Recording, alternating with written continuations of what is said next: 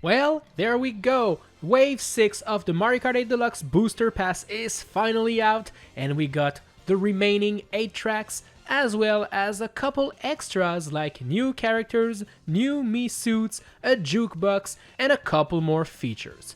Wow, that's some great value. Anyways, today we're gonna be checking out all of the secrets and details hidden in those 8 new tracks. And if you like this series, well, consider subscribing. Alright, let's just jump into it. Welcome to a brand new place, Rome, and this tour track brings along all of the best places you can visit in this beloved city. Obviously, you cannot visit Rome without entering the Colosseum, the most famous arena built in 72 AD and home of the Roman Empire gladiator fights. It seems that in 2023, the gladiators have now been replaced by hungry chain chomps that eat a metallic floor. Oof, still pretty scary, to be honest.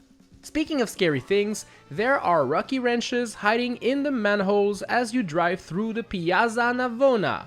Hey, look at this beautiful fountain! Is this the Trevi fountain? Well, of course it is! And we can even drive through the water in this underwater section. This track also features the Villa Borghese Gardens, a beautiful garden featuring lots of museums and attractions. Man, after seeing all of these amazing places, I'm just craving some pizza. Oh, would you look at that? I can order some right there. Haha, nice. I am so happy to see this big angry volcano once more. I missed you, old friend. DK Mountain is back in all its glory, from the giant DK barrel that shoots you to the top of the mountain to the infamous bridge where a lot of Mario Karting happened. Do you remember this classic clip?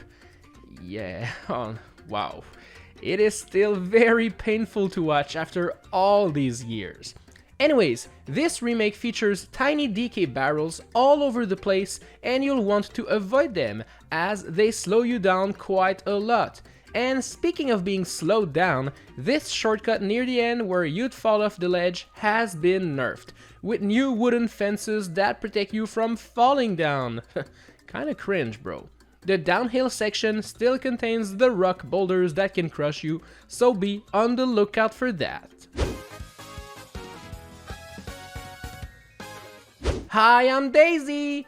Everyone's favorite princess circuit is back, and this one actually looks quite good. The Luigi and Daisy fountain statue has never looked so shiny, and I just find myself getting lost in my thoughts looking at it.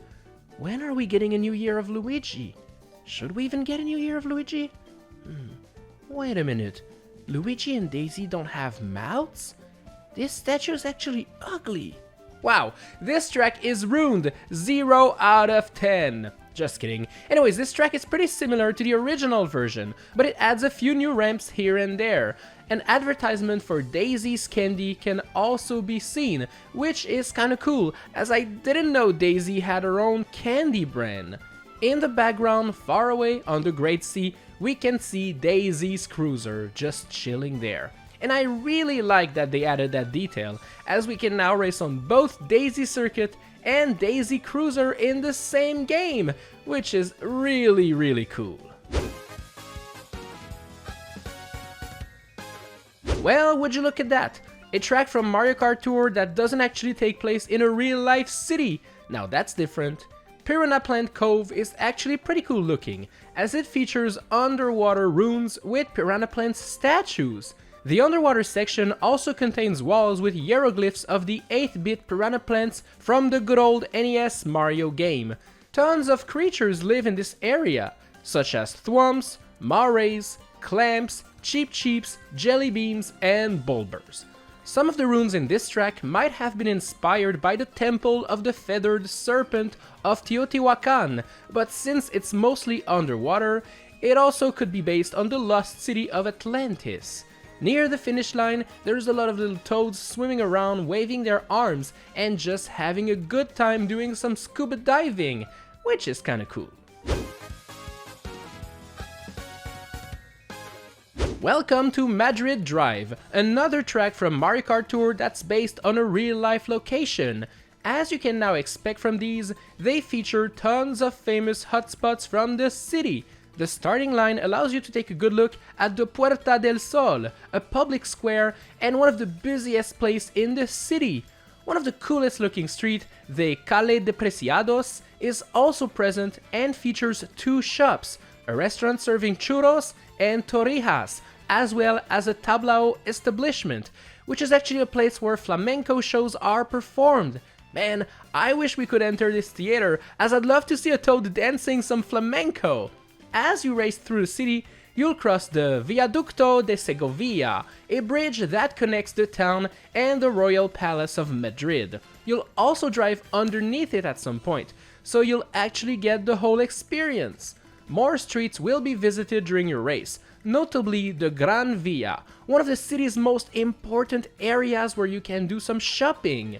My favorite place to visit is definitely the Prado Museum, which is a national art museum.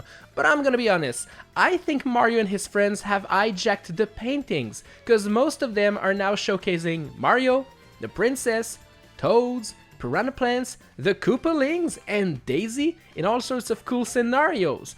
One of my favorite paintings is that one where they all build a Mario snowman. Looks pretty cool.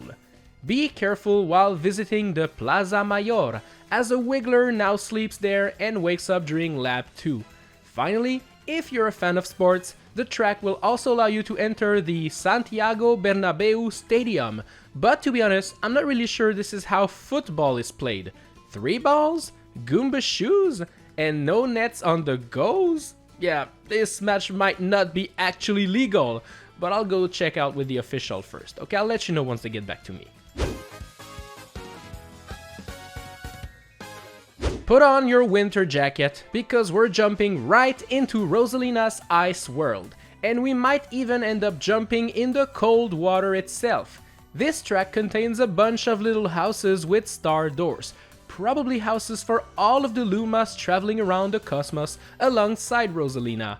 We can see the Comet Observatory near the start line, or at least part of it. It's not as detailed as it is in Super Mario Galaxy, but I'm pretty sure it is the observatory, as it even features the sun in the middle, which is the energy source that you have to power using Grand Stars in the first Mario Galaxy game. If you take a look in the background, you'll also notice some small planets floating around, and they actually are very reminiscent of the starting planets in the Gateway Galaxy. Some cute penguins have been added, and they hang out on the Ice River, up until the ice finally breaks, and then they just swim around underwater. As for new additions, the track now features 2 half-pipes where you can do some cool tricks, making this the first 3DS course that features them. Pretty cool, eh? Whoa, I almost didn't recognize this SNES classic track, as it has received such a big visual upgrade. Bowser Castle 3 is fantastic looking, and it is the first SNES course to feature anti-gravity sections. This will be quite helpful, as the track features elevation now. Just like the original version, the remake contains a bunch of thwomps ready to crush you if you're not being careful. Near the end, you'll have to avoid being too close to the green pipes, as they contain evil dry bone piranha plants waiting to get a bite of you. The first section of the track features an active volcano in the background, which reminds me quite a lot of the Grumble volcano track from Mario Kart Wii. Could it be the same volcano? I guess we'll never know for sure. Not gonna lie, it feels good to be back on Mario Kart Wii's version of Rainbow Road, as it's a pretty solid one.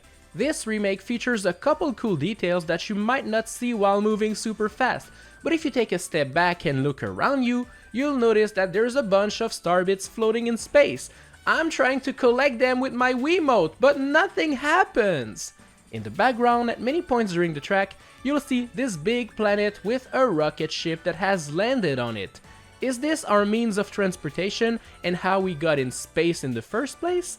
I don't know. But one thing that I do know for sure is that these big star tunnels are actually working exactly like the launch stars from Super Mario Galaxy. Heck, even the sound effect is pretty much the same. As we are in space, there's gonna be a couple planets in the background and we can see Earth when we move down. Thankfully, if we do fall down, Lakitu will catch us before we enter Earth's atmosphere. Whew, thanks a lot, buddy. Well, there you go, that's all the details and secrets from Wave 6. I hope you enjoyed this entire series. It was pretty fun to do. And yeah, I'm gonna go back and do more videos. So have a good day. Bye.